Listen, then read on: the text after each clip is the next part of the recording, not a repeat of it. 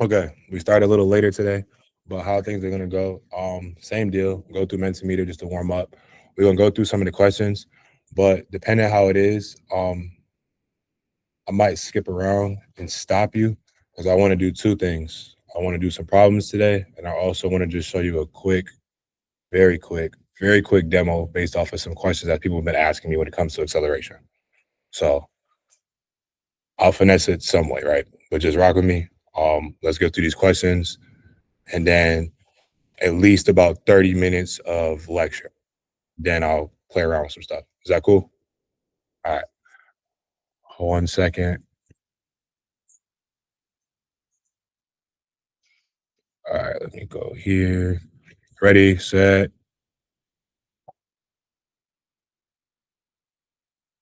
First question, what is a scalar?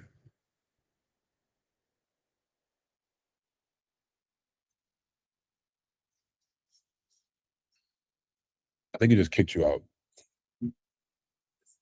Okay, never mind. Are you on the meet? Are you still in the meet? Yeah. So a scalar. Try and join again. A scalar is a quantity that's fully described by magnitude alone.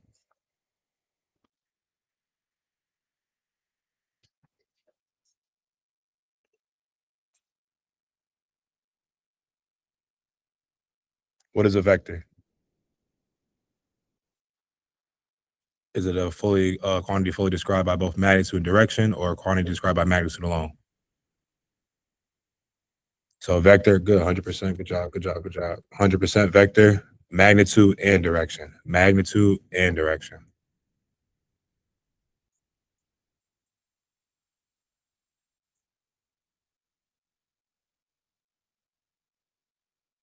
Distance. Distance is at the amount that is ground that is covered, or the overall change in position from object start to finish.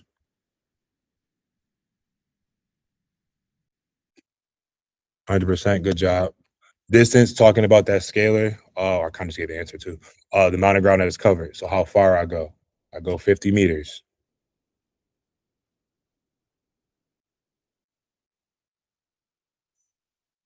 Now we talked about distance. Now displacement, right? What do we describe displacement as? Is it the amount of ground that is covered, or the overall change of position from its object from start to finish?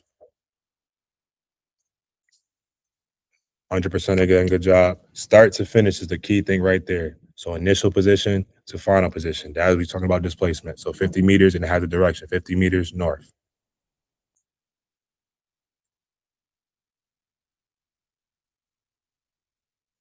Speed. Speed is a quantity that describes how fast or slow an object is moving, or defined as the rate at which an object's position changes.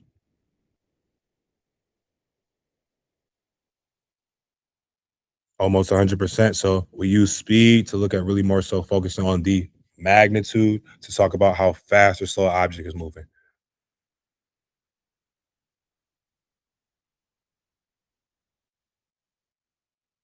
But when we talk about velocity, right? Velocity is a quantity that what? Describes how fast or slow an object is moving, or is defined as the rate at which an object's position changes.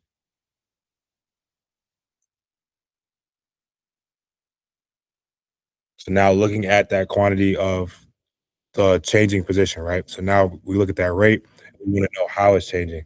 And we actually need direction with that as well, too. So velocity, 60 meters per second, let's say east.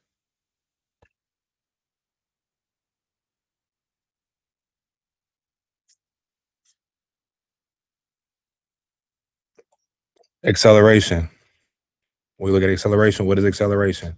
Is it the rate at which an object velocity changes, or the rate at which an object's speed changes?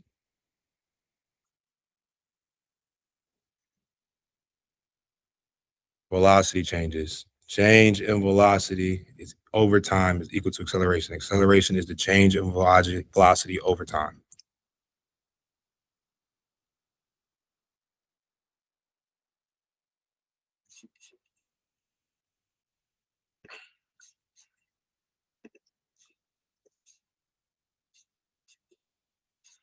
So which quantities are scalars?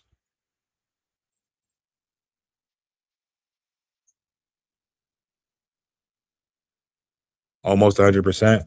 We got between distance, displacement, speed, velocity, acceleration. Distance and speed are the two that are scalars. Scalars go together. Remember that? Scalars go together, vectors go together. So we had our two scalars out of the five options. So which ones now are vectors?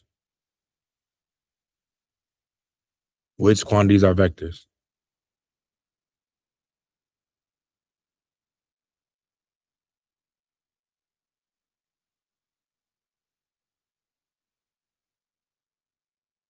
We got displacement, speed, and displacement, velocity, and acceleration. Good job, good job. Everybody got that right.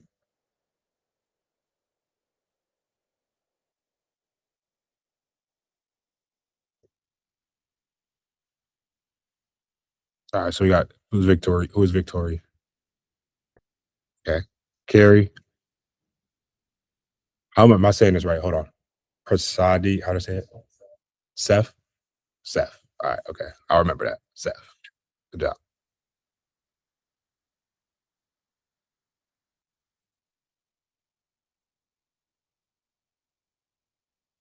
The instantaneous speed of an object is the speed that an object has at any given instant or the rate at which an object covers distance.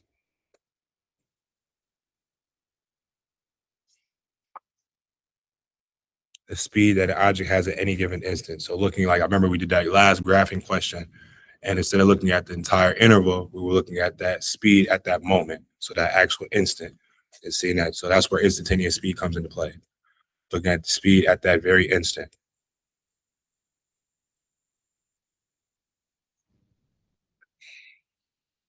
So the average speed of an object, rate at which an object covers distance, or the rate at which an object changes its position. Remember, scalars go together, vectors go together. So we say at the rate at which the object covers distance, really because speed and velocity do correspond to position over time, right? But which one is a scalar quantity and which one is a vector quantity? Distance in regards to position is scalar, so we have average speed would be distance over time.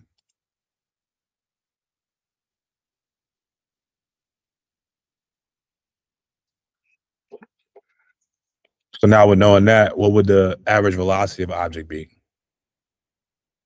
The rate at which an object covers distance or the rate at which an object changes its position?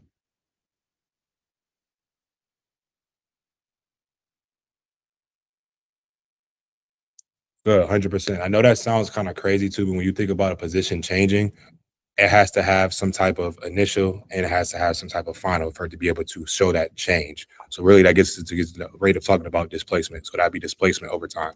And I definitely just gave the answer for probably the next two questions. Sure did. The average speed of an object is equal to distance over time or displacement over time.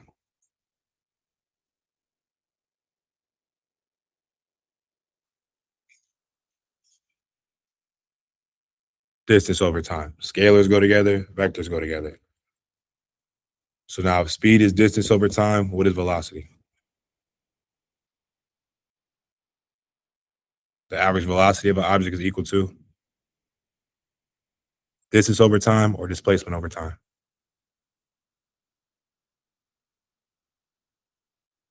100%. Good job.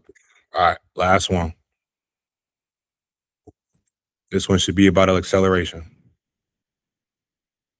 Most important thing we could take away from this unit, the acceleration of an object is equal to velocity over time or the change in velocity over time.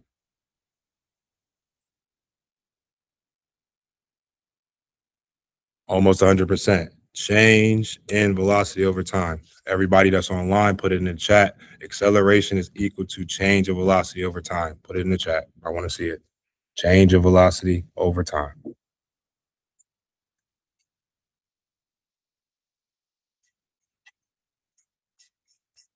Change in velocity over time.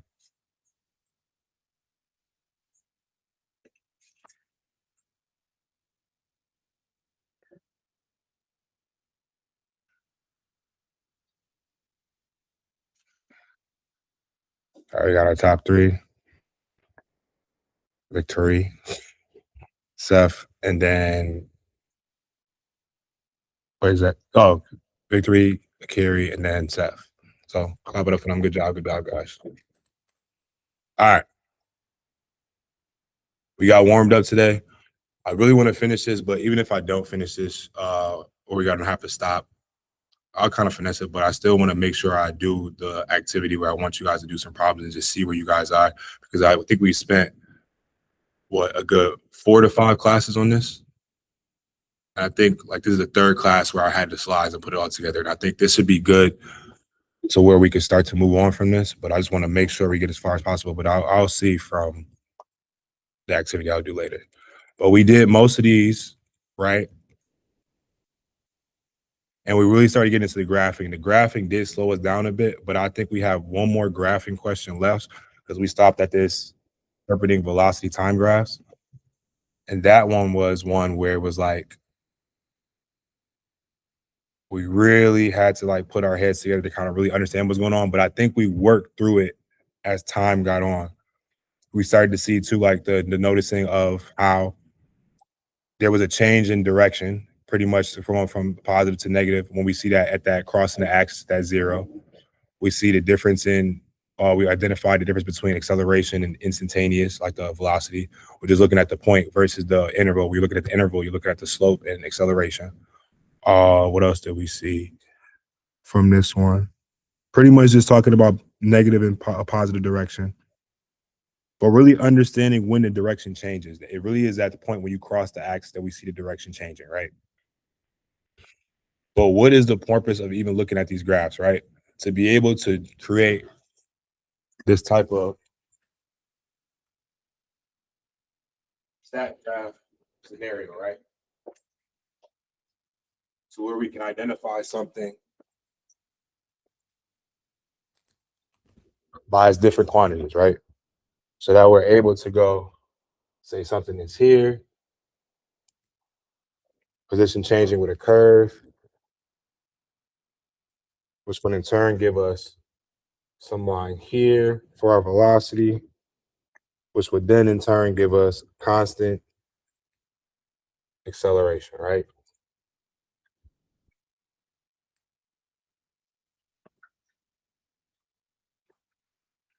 For my folks online, this is what I just drew on the board to kind of explain what I was talking about here.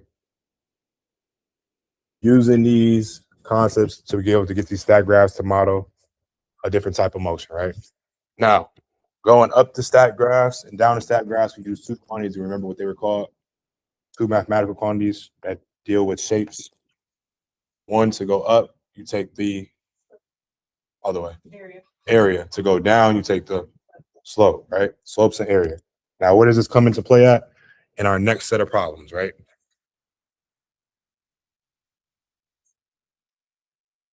So let's look at, let's do a graph summary real quick first. Perfect timing.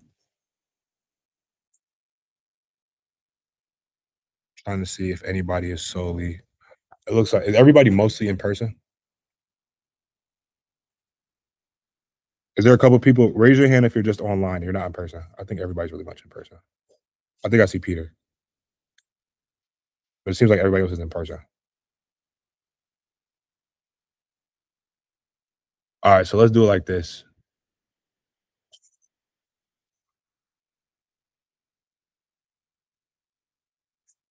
Let me get you two, you two, you two, you two, and then Carrie, do you mind working with them? All right, so that's 1, 2, 3, 4, 5. Okay. So I want you guys, if you can see the problem right now, do the first one, which is constant velocity with the object in positive direction. Then I want you two to do the second one, constant velocity with the object moving in negative direction. You two do constant acceleration, object moves in a positive direction. Going back to you two, constant acceleration, object moving in negative direction. So that's the fourth one. And y'all do all together, do the fifth one. And then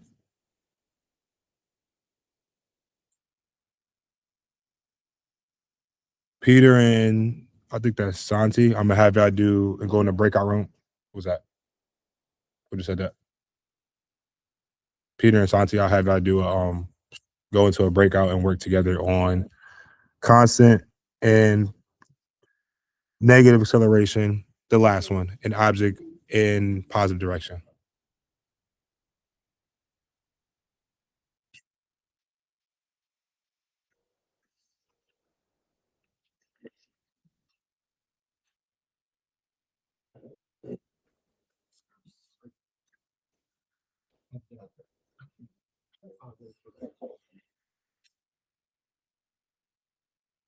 Real quick.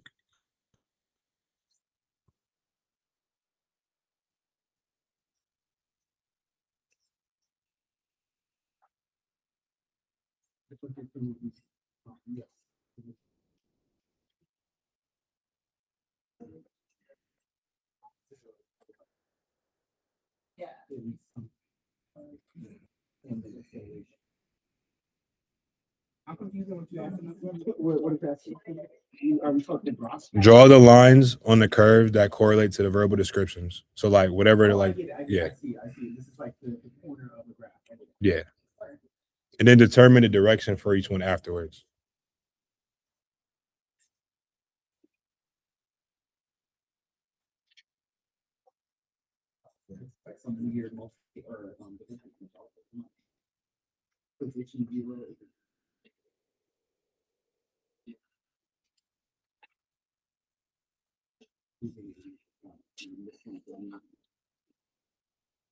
Santi, can you work with Peter in breakout room 6? Wait, that was you?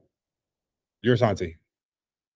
Santi. Oh, you're in person. Never mind. I thought you were just online. All right, never mind. You good. Peter, I don't know if you can hear me. Can you just work on the 6th one?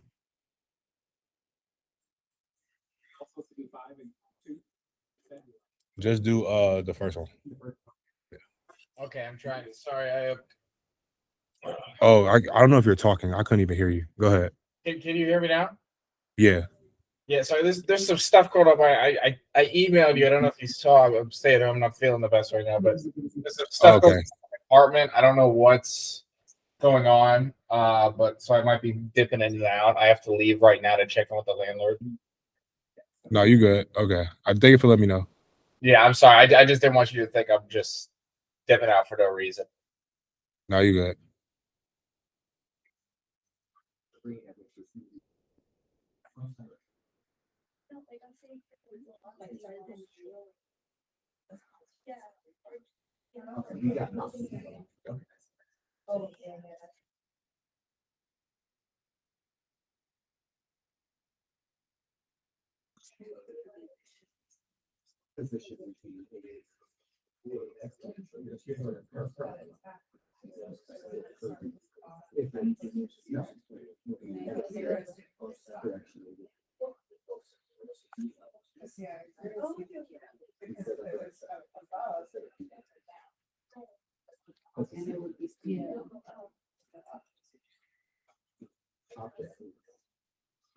Oh wait, so it would be speeding up in the opposite direction. Yeah, it's still speeding up. It's just going in the negative direction. Because it's constantly accelerating.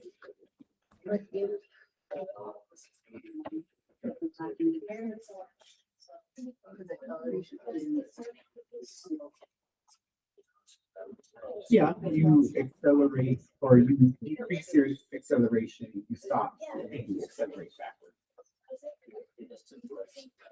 Right? Professor? In constant acceleration, like when you're let's say if you have to reverse your direction, you decrease your acceleration, you stop, and then you start accelerating in the negative direction. Right? Say that one more time. If you, let's say you're driving forward and you want to go backwards, what happens is you decrease your acceleration until you go to a stop, come to a stop, and then you start accelerating in the negative direction. Are you decreasing acceleration?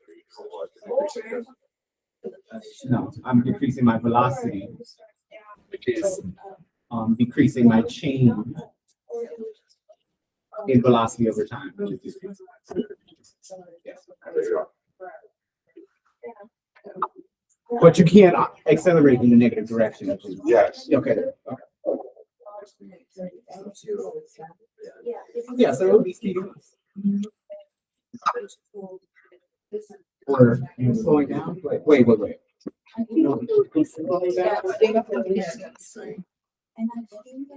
This.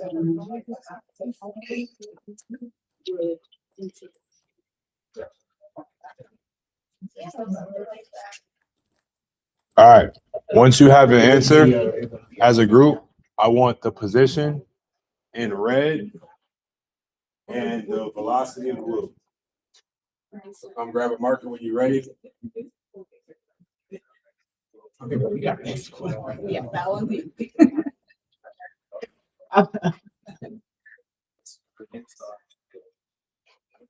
Hope so. Whoever's ready, go ahead and put it up there. Position in red, velocity in blue.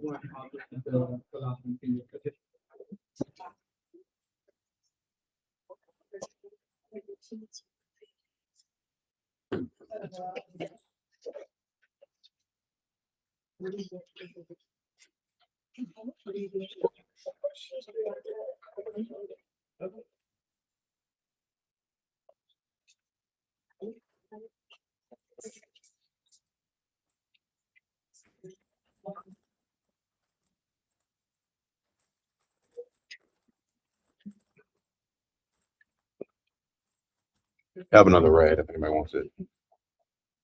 Position in red, velocity in blue.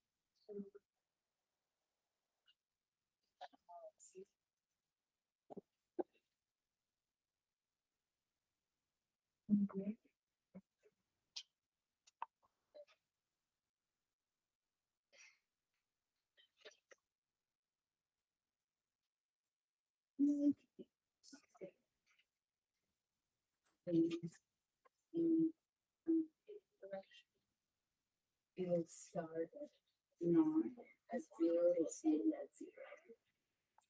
And then it's going positive. It'll like go up. All right. As a class collectively, because I realize we don't have a 6. Guide my hand and tell me what the position should look like. Just shout it out. It should be exponential, I think. Someone just said start at 0. Now where do I go? How am I going up? Curve or straight line? Curve. Curve or straight? Curve. I believe curve. Hearing more curves. Now how is it curved? Am I It's going curved. this way or am I going this way? You're going this way. And to the right. Like of the this? quadrant. No, the other way. The other way? No, it's moving in a positive direction. You're going up in like a. Like that? Or the other way? But it's negative acceleration, right? So it's slowing down. Are we doing that? Are we agreeing with that? Yes, no? I'm gonna show you the answer in like 2 seconds. I kind of think it's the other way. Anyone else agree? That's the other way? Or is it like that? I can check it. No one agree with me? I'm gonna agree with you. Here you go, agree? I'll agree. All right, so I'm changing it.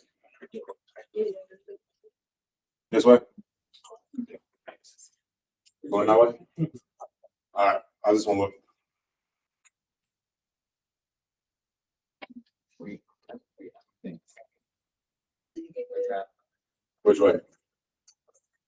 This way or the other way? Other way. Yeah. Like this? All right, okay. Anybody disagree? I'm still not sure about the acceleration. What part? That it is negative. The graph or just? Yeah, the graph. Which part? This part? Yeah. What are you saying? I don't know. No, I'm not sure. I'm gonna be wrong. Let's keep it like that, and I will listen to it. You sure? Okay, all right. So now we have all of our answers all together. I don't know what they are, but one by one, representative from each group, come on and explain your answer. Starting with our first group.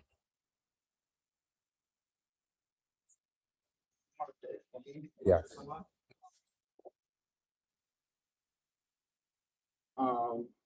So we had an object with a constant velocity, and constant means, to me, that it is not changing. And so the line should be a horizontal line.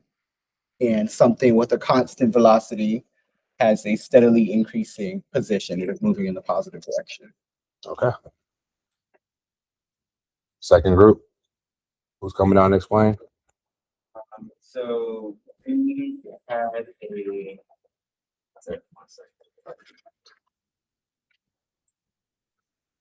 We had a constant velocity moving in a negative direction. So in the same vein, I guess the position is going to be constantly trending down, but the velocity is going to be a straight line. So we get the picture. Looks like, all right. Third group coming down. So I guess we got constant, Hold on, let me make sure you get your voice. constant positive acceleration. So we assumed that the line we would go straight from the zero axis, from zero straight up, in a constant motion, and pretty much the same for velocity. We figure we start from zero and then goes just like a straight up, horizontal slope line. I'm saying right? Okay, I just mean like horizontal. Yeah, they're cool. Yeah. And, Wait, which way are you going? Are you saying straight, like slope, or are you saying horizontal? it's like straight slope. Slope. All right, Yeah. okay. All right, got you. Make sure we get the picture. And this is ours too, right? Right here. All right. Sure we get that. Hopefully the camera don't get the glare. All right. Fourth group. We have constant positive acceleration, so it would be a curve down. Okay. And then it's going, it's a negative slope. Since it's slowing down, I guess. Okay. So we get the picture. And this is y'all right here, right? I got that. My fifth group. Who's speaking up? Three, yeah.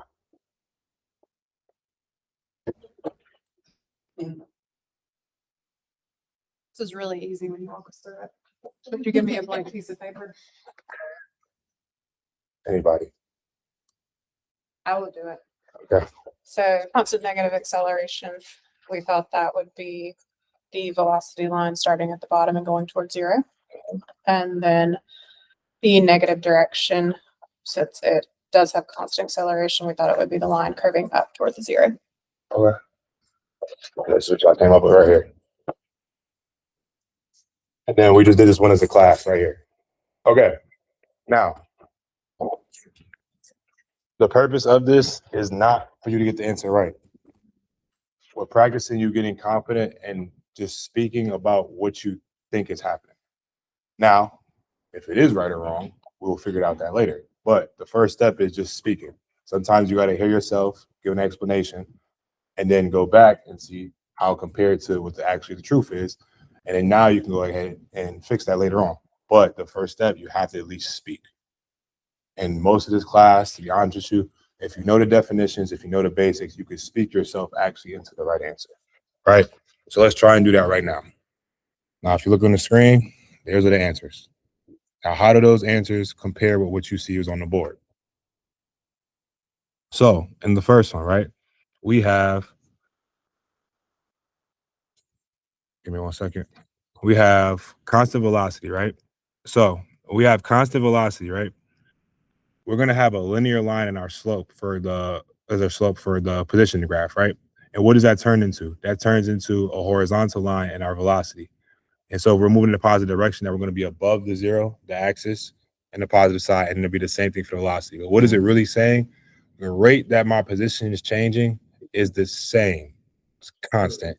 It's not changing. So that means that each time I go, I'm going to be moving at, let's say, 11 meters, and I go 11 meters again, and I go 11 meters again, 11 meters again. So in that time, I'm going 11 meters per second consistently. That's where my speed is going to be, or my velocity at that point. So that means it's not changing. That's constant velocity. So then if we do the same thing, right, and we have constant velocity and this object moving in a negative direction, that means that we are consistently going, trying to go, and our velocity is going the opposite way. That's the direction of it. So that's why we have the same thing, but basically that's slope line, but it's just flipped over to where now it's on the negative side. But with both of those, right, we have the position, slope line, the velocity, horizontal line. Why? Because it's constant. Now, when we get to talking about acceleration, right, these constant accelerations, what does that really mean? The rate at which my position is changing is changing. So now when I take the slope, say that line, right, and also too, with these pictures, it don't have to be exactly like how you see this one is below the zero and then it's going up. It doesn't have to be exactly starting from there. It's just the motion, like the actual like shape of the graph just needs to be similar. Yes. Number two, how do you know when it would be below, for the position graph, when it would be below the time axis or? That's what I was saying. So like for these right here, like you don't, they just, like, it's not like, it, like the one that you see on the answer key is not the only answer.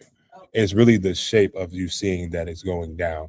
That's the, with the most important part. But the location, yes. It doesn't matter, like, right? Yes, because right now what we're concerned about is the direction of, like you see the direction of the velocity, that's negative because the slope is negative. But you didn't have to start at the top or above the zero. Like ignoring the magnitude, but focusing on the direction.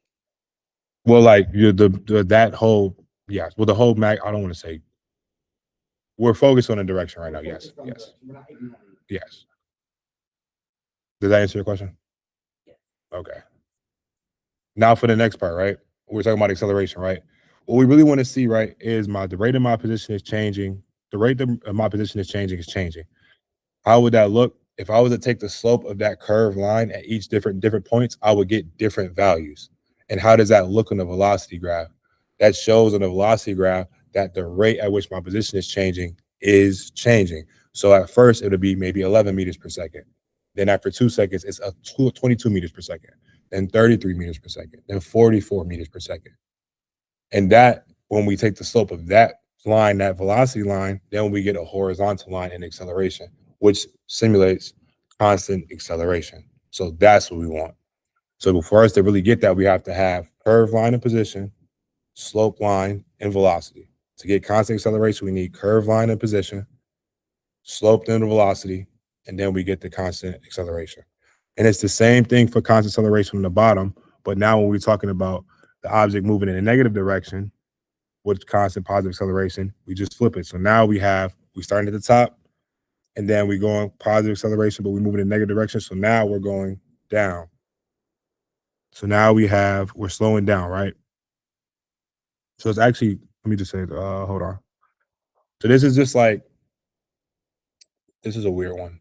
It's positive acceleration, but you're moving in a negative direction. So that's like you're backing up, but then like you're slowing down before you start to go forward. Like if I'm doing like a parallel park, like I'm backing up and I'm inching before I stop, hit the brake to go ahead and go back forward to get out the spot. So that's that scenario right there. So it's just slowing down. Yes, this is slowing down. Now it's the same thing if I was to go, now this is different now if I was to go, or actually I'll do the last one. So the last one is a similar situation, but the reverse, right?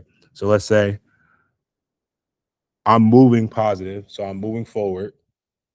I'm getting to like my spot, like I'm at the parallel park, like I'm going to my spot, but then I start to hit the brake because I'm about to stop before I back up. So I'm moving forward and I'm slowing down, hitting the brake. That's this last one right here. So that one is why we have the curve actually instead of going down, we're going up. Because my position is changing, right? But the rate at which my position changes is actually slowing down. So I'm not going as steep. Like I'm kind of curving out to where I'm at the belly out at the top. So that's why that one is kind of going like this. And then when you take the velocity of that, it's a slope line going down. But why does that make sense? Because we have negative acceleration. I'm looking at the last one. So is that one, the answer's right for most of them? That last one is wrong. You just have to do it the other way. Are you gonna put the right answer? No, I'm gonna let you guys see what you did and compare it. But the answer's right there. You look at the screen. Yeah. And then for the middle one, right? That one is constant acceleration and in the negative direction, constant acceleration, and then also negative direction. So now the acceleration and the motion of the object are in the same direction, which means that now if I was backing up and I start hitting the gas, I'm going to go faster backwards. Same thing if I was going forward and I hit the gas, then I'm going forward faster. So if the acceleration is in the same direction of my motion of my object, then I will speed up. If my acceleration is in the opposite direction of my motion, then I'm going to slow down. Mouthful, but the back and forth is really what we're trying to focus about how we do in graphing. But if you can go back, right, I'm going to tell you the answers are the answers are right there, right? If this was confusing to you, go back to graphic summary and do that whole section. If you can do this whole section and go with the answers and make sense of it, then you'll understand everything that we did within like the last class with graphing. Like this right here sums it all up. And I want to go from here because this gets into now working with, hold on real quick. Working with actually doing a little bit of math with it. Go ahead. I was gonna say, have we looked at what it would look like if the acceleration was increasing at a linear rate? That's why I have the presentation thing I was going to show at the end because we're talking about constant. I'm like, okay, so what if the bottom graph got a big parabola or something? What are we doing now? I have a visual to show you because somebody asked about it yesterday and I actually am prepared to do something. So I got you. Just give me like a little bit of time. All right. I was not expecting that one question to take 30 minutes, but it did. So let's keep going just a little bit, see how far we can get. So this first one, right? We have, can everyone see my screen now? All right. So now I asked it earlier, Carrie, if I'm going up to stack graphs and I want to figure it out, I take the area. If I go down to stack graphs, I take the slope. And what order are they in? Position, velocity, acceleration. Okay, so now we can use that, right, to do some math to actually describe how an object is moving. So if we look at like this graph, right, here's an object that's moving, right? There's a car. We want to describe the motion of the car and represent the motion in the dot diagram, determine the acceleration and displacement of the car using slope and area, and then plot the position time graph. This is a lot, but let's do it all together. So the first thing, right, let's use words now just to describe the motion of the car. So what's the motion of the car in the first 5 seconds? Describe how, and this is a velocity time graph, right? So the velocity is the velocity time graph. So describe the motion of the car in the first 5 seconds. Go ahead. At first, it had a constant acceleration, so its velocity was increasing, and then it stopped accelerating, and so its velocity had become constant. Okay, so for the first 5 seconds, the velocity is what? Velocity is increasing. The velocity is increasing at the first 5 seconds. Now, acceleration is constant. Okay. Now for 5 to 15 seconds, what do we have? Say it one more time. It stops accelerating, so then the velocity becomes constant. Good. So we see that we have the velocity is changing, slope line, and then we have the velocity is constant because we have a horizontal line. So we take those two things, right? So that's how we describe it, right? Just talking about it regular. Now, if you do a dot diagram, it would just be plotting the dots of how you think like each, say if like the car had a leak. So like if it had a leak, it would spill oil into the ground. And if you see it spilling oil on the ground, you can actually see that oil like represent how fast the car is going. So how would the dots look if you think if the car was changing its velocity over time? The dots would be Further apart, so more distance in it. But now if the dots have, what do we call in the first 5 to 15 seconds? You said it was constant, It was constant acceleration. 5 to You said 15. the first 5 to 15, that's, no acceleration, constant velocity. No acceleration, constant velocity. So how would the dots look if we were to put on evenly spaced? So at first they kind of getting bigger, more space in between, and then after 5 to 15 seconds, they're evenly spaced. So that's what they say by diagram. Now we just did it, right? We just kind of talked about it, right? Could you also say the rate between spaces is even that? Yes. Now let's determine the acceleration of the car during the two parts of the motion, right? So from 0 to 5.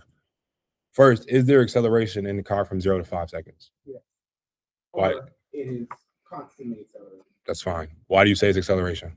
Anybody? The velocity is going up. Whoever said it in the back, yes. So the velocity is increasing. Now let's stop. We know that there is acceleration present. We want to find acceleration, and we have a velocity time graph. So we want to take the slope. There we go. Slope. So we want to take the slope, and we see the slope is equal to the what over what? Rise over run. And we see a line, right? So can we find the rise in that line?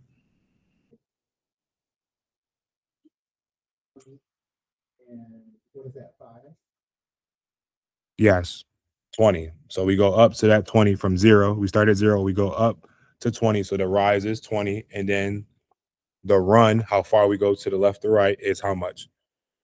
5, right? So now if we were to take the slope, it's rise over run. So we have 20 over 5, which is equal to 4. And now we talk about acceleration. So our acceleration is in meters per second per second. So it'd be 4 meters per second per second, or 4 meters per second squared.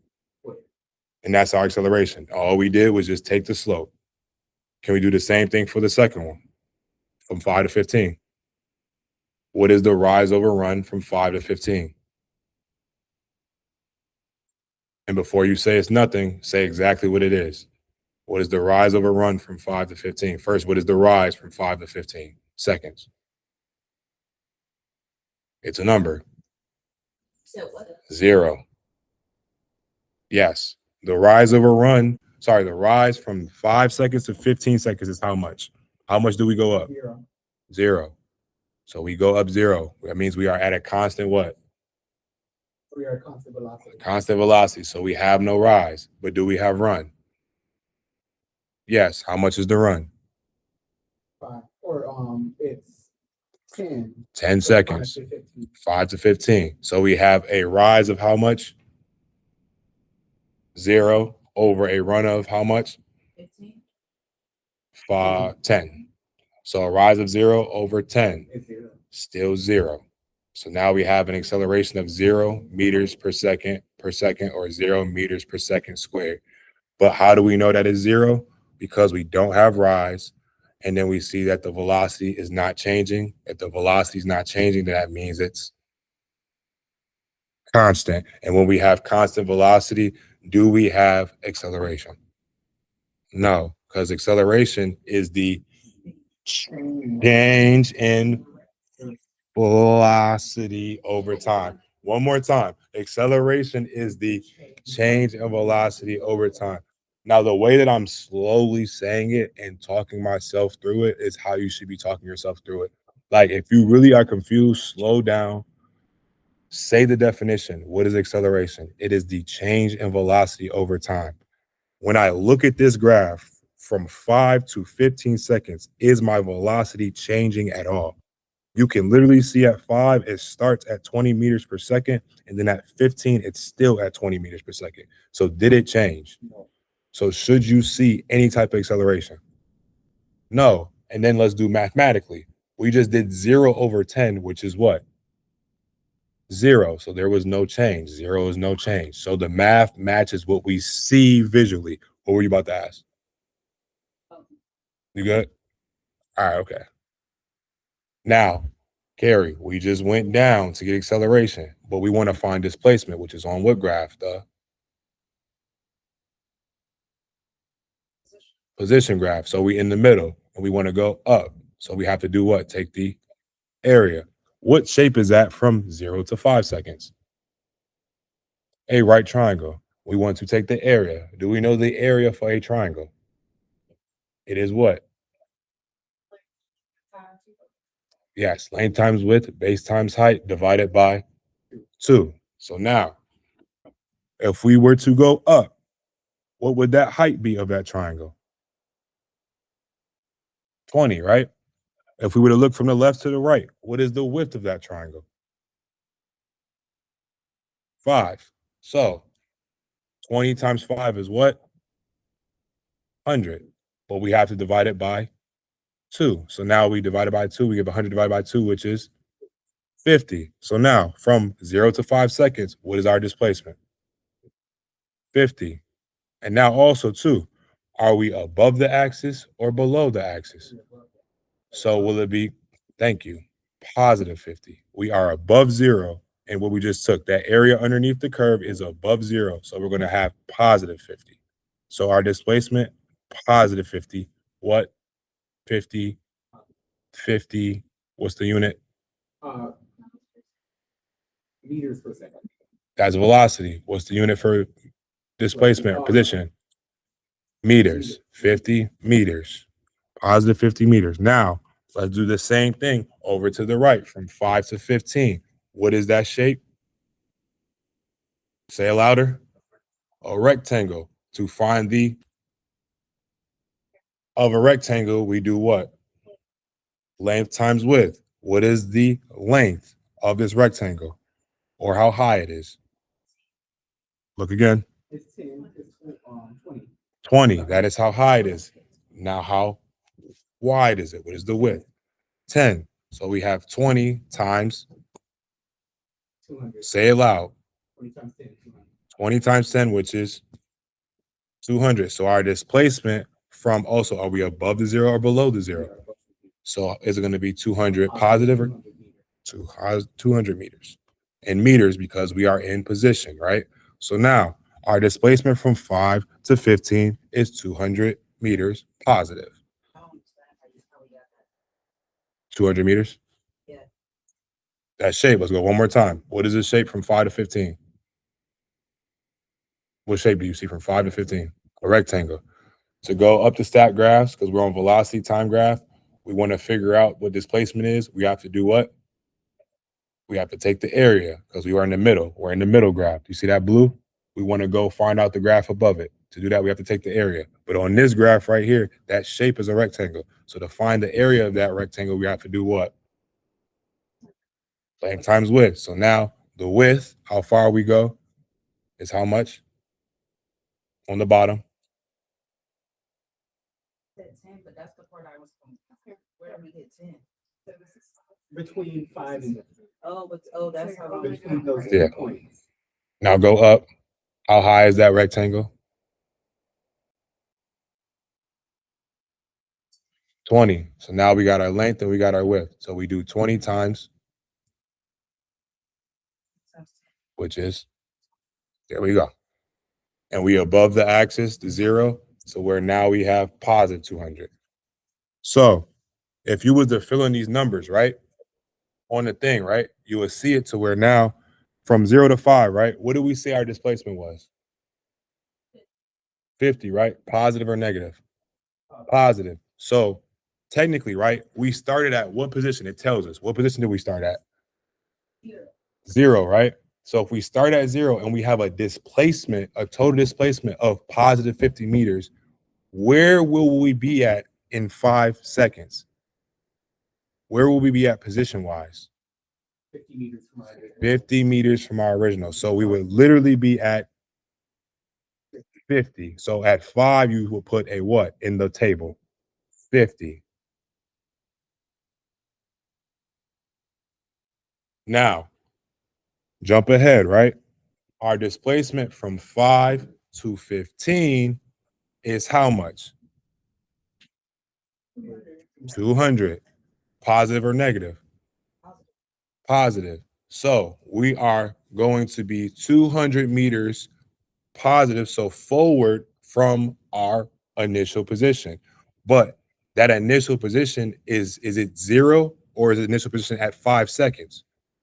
Think about it. Where is our initial position when we go 200 plus meters? Is it 0 seconds or 5 seconds? 5 seconds, yes. So where are we at 5 seconds? Yes, but where are we at 5 seconds? Currently, where are our feet at 5 seconds? Because at first, I'm here. Hold on. I'm at 0. And then we did 5 seconds from 0. And I went how far?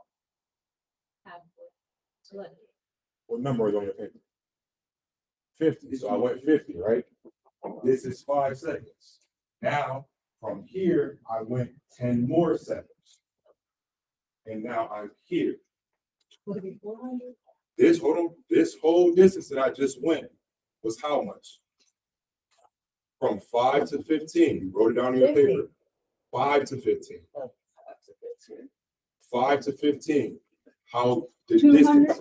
200, right? But where did I start from? 50. And then I went how much? 200 from 50. So now where am I at? Yes. Does that make sense? One more time.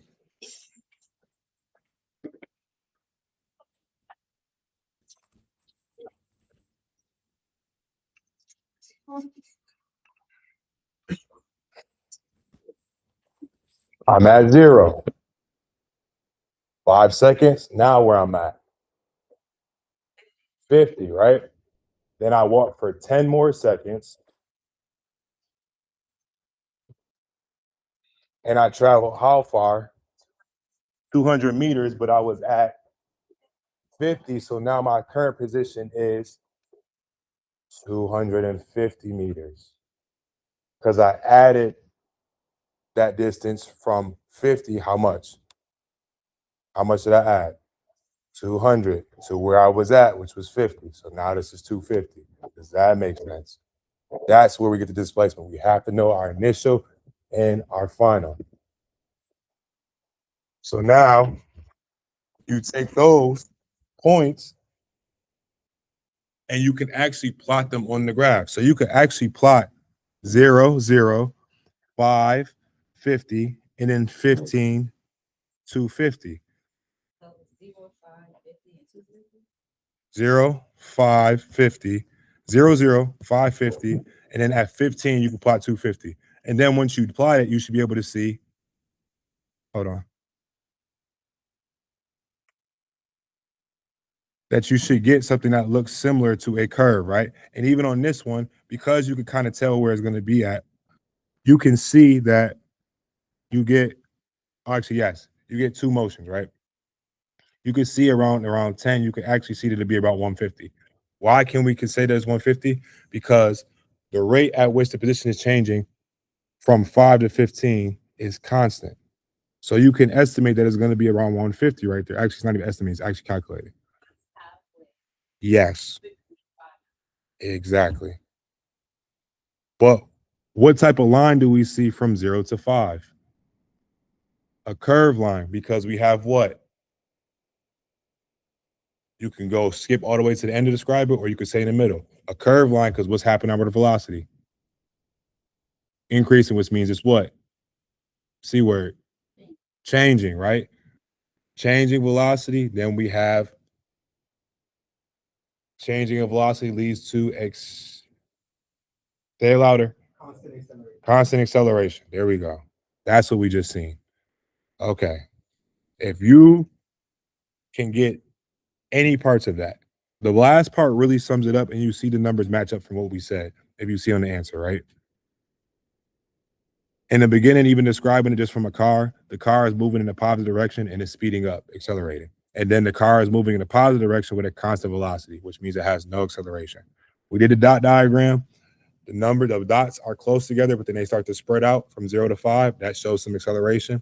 But then from 5 to 15, the dots evenly spaced, which means it's constant velocity, no acceleration. It's not accelerated. And then when we look at it, the math matches it too, right? We found acceleration of, by using the slope, of 4 meters per second squared for 0 to 5.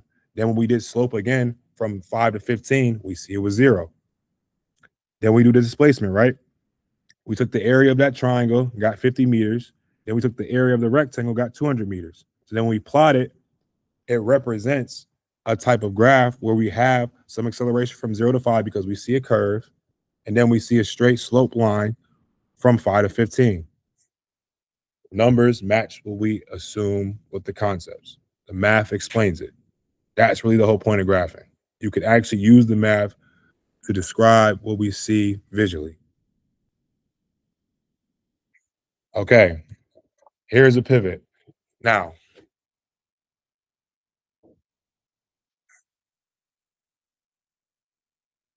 all right. Okay. So remember these quantities that we have, right? Starting first, we have distance, right? Distance, and then the amount of ground that is covered, right? And displacement was the overall change in position of the object from start to finish, right? Then we have speed, which is how fast or slow. Well, then velocity is the rate of change of the object's position. That's the vector quantity, right? So displacement, velocity, vectors. Then that leads into us going to having acceleration. If you can see where I am kind of going kind of fast in this, right? Then we have acceleration, which is the rate at which my velocity changes. Acceleration, change of velocity over time.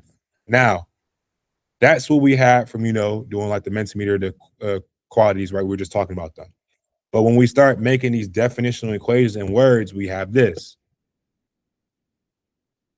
Distance was the position, which is the scalar. Displacement, which is the position, which is the vector, right? So then we know that speed is equal to pretty much position over time. But which position, right? Vectors go together, scalars go together. Speed is a scalar. So now we know that we have the type of position would be the distance. So speed is distance over time. That's its definitional equation. Velocity is a vector. So its equation is still position over time, but which position? Displacement. Velocity is equal to the displacement over time. We said this earlier in the class. Then we have acceleration, which is the change of velocity over time. Acceleration, the change of velocity over time, because it's the rate at which the velocity changes. So change of velocity over time is acceleration. Now, once again, we have a definition of equations in words, right? This is what they look like in words. Now let's look over to the right. This is what they look like with symbols. Distance, there's delta. There's delta. Greek delta means what? Change. So I went ahead and I printed all that. Are those all the equations we're gonna use here? Yes. Okay. I'm gonna leave it. Glad you printed it out. That makes me feel good that I made that. yes. So now, I need it's like Yes. I need the proofs. I need all the and that is the next part. See, these are the definitional equations with symbols, right? Why do you need the definitional equations with symbols? Because now you start getting to more complex equations such as the kinematic equations, but they all come from these equations right here. These are nothing less more than just the words on the right, on the left. So if you look at these and you get confused, look to the ones on the left. They're right there. And because I wasn't able to figure out how to put the arrow on for the ones that has vectors, I made them bold. So displacement, that bold D is a bold vector. Then velocity, that D is bold. That V is also bold because they mean vector. Exactly. Same thing with acceleration. That A is bold and that V is bold because they're vectors, right? Now that we understand these definitional equations in the realm of symbols, right? We have all of these. Let's assume in this one-dimensional constant acceleration class right now that we're talking about, these three things. The motion is one-dimensional, so we're going in one dimension, not going left to right yet, and one up and down. We're just going in one dimension, so one dimension first, right? We're assuming that acceleration is constant in all of these scenarios, right? When we assume acceleration constant, we assume that you'll only get these three variations. You'll get, at most, if acceleration is constant, a position with a curve, a velocity with a slope line, and then acceleration with a horizontal line. That's what we're saying. We're assuming acceleration is constant. And all these quantities are averages over the time interval. So averages, we're looking at the averages, not the instantaneous. We're looking at the averages for all these quantities, right? And then I have to give you these two bonus equations, which not really are like different, but it makes sense, right? You just said it earlier, when we just did this problem, if you can see on the screen. You just took the average, right, to figure out that it was 150. Yes. So you could do the same thing with velocity over here, right? If you take the average of the final, take the final and the initial, right, and add them together and divide it by 2, like finding the midpoint in the middle, that will give you average velocity. So remember that. And then the change in velocity is your final minus your start. So your final velocity minus your starting velocity. When we take all of those, right, we get to these kinematic equations, right? So now these, I'm gonna just glance over them, but this is how they come around. I want you to actually go home and just study these proofs. If you like to look at it, look at it. If you want to do it yourself and follow along, do it. But really know these like the back of your hand by just at least trying them out. Start with the initial velocity, the velocity, change of velocity, and then you can substitute that in for what we know from the definitional of acceleration equals change of velocity over time. Change of velocity is just your final minus your initial. And once you do that, you can multiply time on both sides to where now you can actually single out and have time times acceleration. What does that give us? Now we can figure out what our final velocity is all the time. Our final velocity equal to our initial velocity plus our acceleration times time. So that's the first kinematic equation. That one's very important. So now we can also use that average. Remember that average velocity that I talked about that we just did? We can take that and substitute that in for velocity, and we switch around velocity to represent distance. Sorry, displacement or distance. Either way it can go. But they'll say displacement, right? When we substitute that velocity in, now we could say that the displacement we could find is the average velocity times time. So if we have the final velocity and initial velocity and over 2, we can multiply that and find time. That's the second kinematic equation. Now, why do we need that? Because now that one gets us into finding this one, which will help us out for our Michael Jordan problem, right? So now, if we do that one, we get the final velocity that we took from the first one, and then the second one, we combine them together pretty much, right? We come up with now representing displacement when we have it in terms of all of the quantities, our initial, and we're not needing the final, and we can just do our initial, the time, and then acceleration. Yes. Like kinematic equation proof number 3. Number 1, I would describe that as final velocity is equal to initial velocity plus acceleration times time. Yes. You start there, and then you put in the one that we just found in the second one. So basically, you just take 1 and 2, and you put them together, and you get 3. 1 and 2 together, you get 3. You do have to do some math, manipulating some stuff moving around, but 1 and 2 together give you 3. This one is a little bit longer, but you sent me this one. You were actually asking a question, and you actually proved this one, which was actually hilarious. But taking the definitional equation, take kinematic equation 2, I think this is also the bonus equation, and you start mashing them together and do a little bit of, what is it called? Not factoring, foiling. If you actually foil back to algebra, yes, you will see that some of these things cancel out, and that's where you get the squared, but you get the fourth kinematic equation. Now, I'm not going to go all the way through the steps, but it's already out there if you want to follow along. Plus, the YouTube video for the kinematic equations is very helpful. Plus, ChatGPT will actually help you go through all the steps too. ChatGPT is actually really good with math to actually just go through the steps. Now, with that one right there, you have these 4 kinematic equations, right? The 4 kinematic equations. So now with these 4 kinematic equations, we want to use these to be able to now, instead of doing all this math, no, not math, doing all this graphing, talking about it, how can we get to a really quick solution to be able to symbolize motion? Now, here's a very good example right here how we can do this. They gave us a few pieces of information. A feather is dropped on the moon at a height of 1.4 meters. The acceleration of gravity on the moon is 1.67 meters per second squared.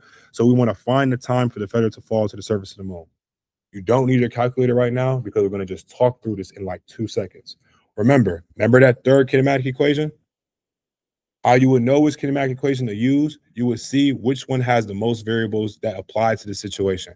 Now, out of these four, right, they gave us a height, which is a distance, displacement, an acceleration, which is 1.67, and then we need to find the time. So out of all these equations, which one would you want to use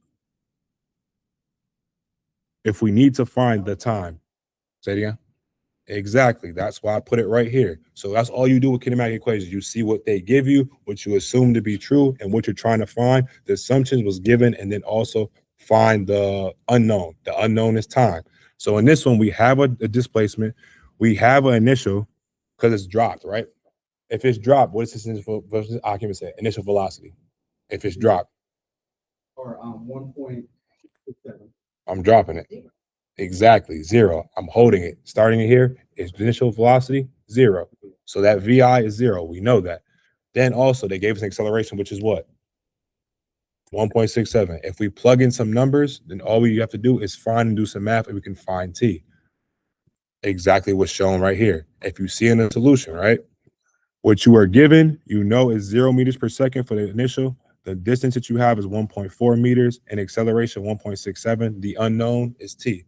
All you got to do is plug in some values and then go around and solve for T. That's the math part of it. But why does that bring us back to? Oh, we got one more. We're almost there. Okay. Now, think about it, right? This thing was, don't trip on the question like that one. Yes, go ahead. Oh, don't trip on the answer too much, but look at the method, because it's going to actually show up now in this situation we call as free fall, right? So we just said we were dropping a feather, right? Dropping a feather. So what is dropping a feather, right? We drop a feather, and then we have it at initial velocity of what? 0, right? Now let's think about that, right? I'm kind of skipping ahead, right? But if we have something at initial velocity of 0, right? We know that the first two terms are going to be what? That VI and delta T is going to always be what? 0, because anything multiplied by 0 is 0, right? So now we can model that whole motion by just the last part of the equation, which is just acceleration and time. So in this scenario right here, we have a free fall scenario, right? So we want to see what the distance would be over to the right? Now, I'm going to skip ahead and just show you what the answers would be, right? Now, why is that? Because if you see on the very part right here, because we know that that initial velocity is going to be 0, we could actually shorten this equation to just be 1/2 acceleration times delta T. Now let's think, right? If it's free fall, what is pulling this down?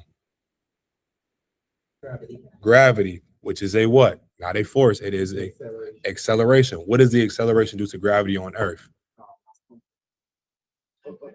9.8 meters per second squared. So now all we have to do is plug in the acceleration, which is what?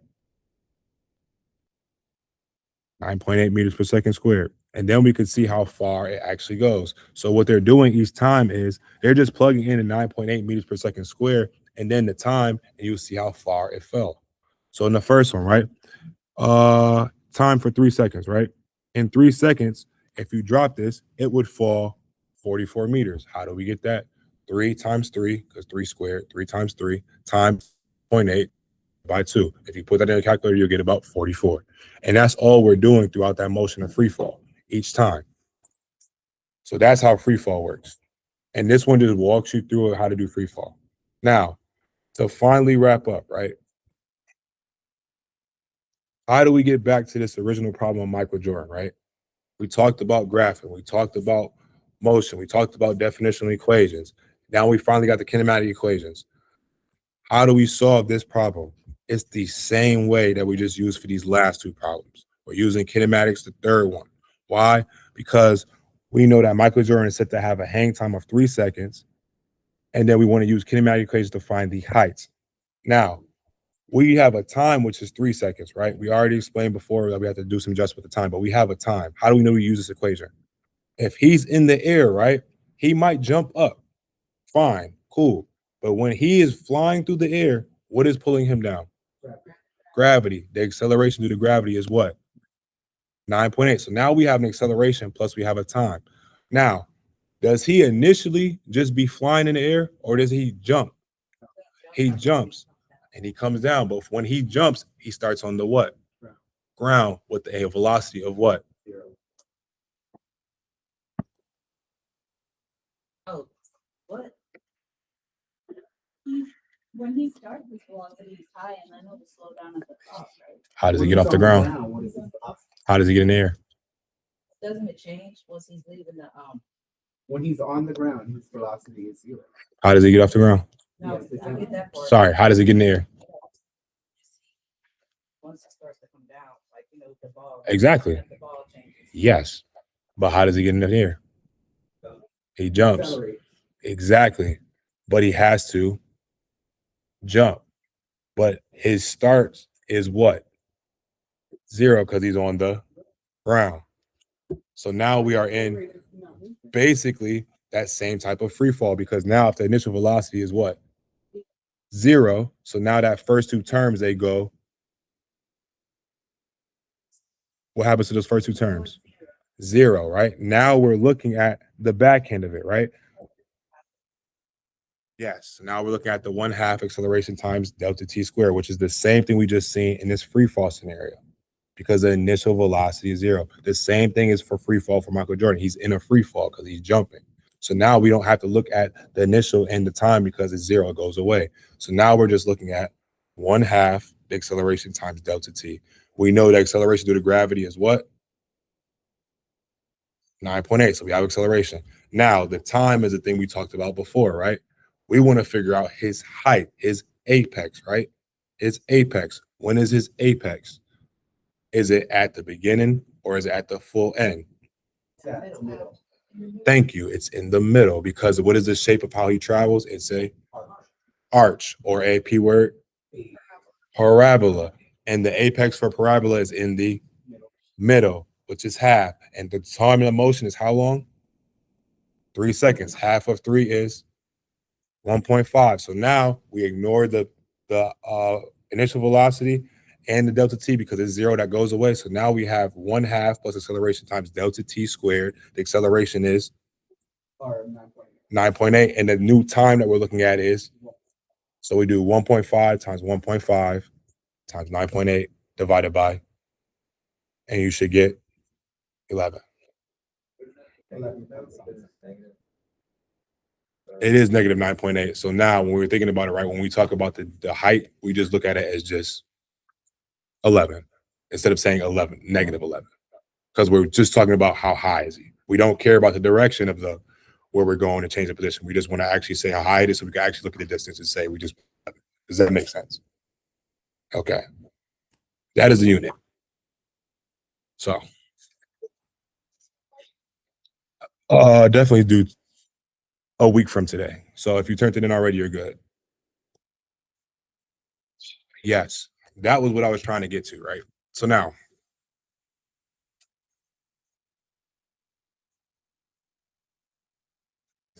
how do I want to do this? So look, how we're going to do this on Monday. I don't like doing this, but we're going to do this exactly like this on Monday, right? Also, comment on how the session was in the Mentimeter so I can have it saved. On Monday, when we come in, the first thing we're doing, how long, look at those practice problems. How long do you think it'll take you? Just turn the page. Sorry, the practice exam. Practice exam? Yes. Oh, that would probably take me like 5 minutes to write it all out. No, to do it like in one sitting. Give me a time. 1 second. One sitting. Like you come in here, you do it. How long will it take you? Just look at it and tell me. Give me a number. I'm obsessed with it because I have it like an hour. What's the whole thing? You have to think. I did it so many times. You say the hour? Say like 5 minutes. You say 5 minutes. Huh? For this? 10 minutes for the practice problem. The practice exam. Oh, the whole thing. Yes. I got an hour, 10. All right. Can we meet in the middle? 30? Is 30 good? For the practice exam? I'll give you, 30 minutes sounds okay. Wait, are we supposed to do it? No, I'm asking because I'm gonna start your class on Monday. 35, you need that extra 5? 35? What are you about to say? That's fine. I know some of y'all already did it, but I want you to actually go through the process of sitting in class and doing it. All right. So Okay, 30 minutes. 30 minutes. Okay. So what we're gonna do on Monday, the very first thing we're doing on Monday, we're walking in here, the first 30 minutes, that blank sheet of paper, that practice exam, you're going to come in here and you're going to do it. Whether you did it at not home already, or you looked at the problems already, I want you to feel what it feels like to take that exam sitting right here and doing those problems. And then after we do that, we will go through them to get over the fear of sitting down and doing physics problems. That's exactly the same final questions. I'm not lying to you. Yes, we're going to sit here and do this so you can feel it. It's not a great feeling, but we have to get through it. But you have done these problems, except for the last 3, actually. The last 3 are new problems, but you can actually figure those out. If you need to, over the weekend, go through all these slides. Take your time and understand them. If you need to look at the problems ahead of time and try them out, try them out. If you need to go on ChatGPT and scan the sheet and put it in there and find the answers to understand it, please use ChatGPT. The whole thing is for you to come in here on Monday and feel confident that you can solve those 4 problems. It's 4 problems, right? Those 4 problems and put your explanation very clearly to where I can see it. That is what we're going for on Monday. I'm not changing anything. It's exactly like that.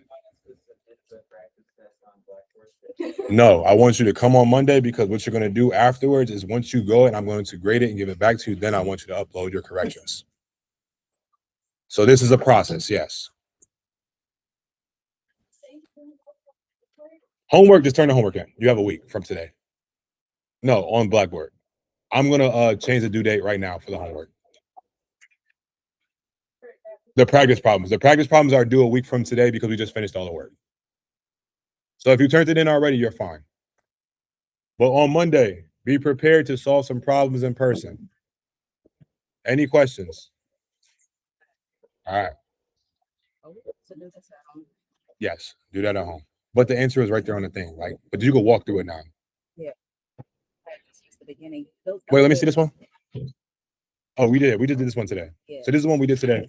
Try this one by yourself. But the answers are online if you get stuck. Like try it, and then if you get stuck, just look at the answer. Okay. And if I have any questions or anything, Email I can me. just Email you. Yes. Okay. You know those elevators in building 44 in the front are broke. This one right here, I know this one. I didn't know if it was ever all of them. Anybody online have questions? I think everybody's fine. Okay, let me just close out.